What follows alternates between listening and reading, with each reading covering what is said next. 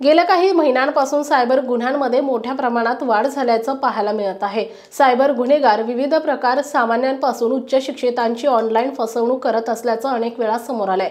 अशातच पुण्यातही सायबर फसवणुकीच्या आणखीन एका प्रकरणात एका व्यक्तीची 13 लाख रुपयांची फसवणूक करण्यात आली आहे। पुण्यातील डिफेन्स रिसर्च अँड डेव्हलपमेंट ऑर्गनायझेशनमध्ये वरिष्ठ तांत्रिक अधिकारी म्हणून काम करणाऱ्या पीडित महिलेची आर्थिक फसवणूक केली आहे। महिलेच्या बँक खात्याशी संबंधित कथित केवायसी अपडेटबाबत अज्ञात व्यक्तीनं पीडितेशी संपर्क साधला होता। अज्ञात व्यक्तीनं सांगितलेल्याचं पालन करताच त्यांच्या बँक खात्यातून पैसे गायब झालेत। पुण्यातील प्रमुख संरक्षण संशोधन आणि विकास संस्थेतील एका वरिष्ठ महिला तांत्रिक कर्मचाऱ्याला बँक अधिकारी म्हणून भासवून फसवणूक करण्यात आल्यानं आश्चर्य व्यक्त करण्यात येत आहे। या महिला कर्मचाऱ्याला रिमोट ॲक्सेस सायबर घोटाळ्याद्वारे 13 लाख रुपयांना लुटण्यात आले।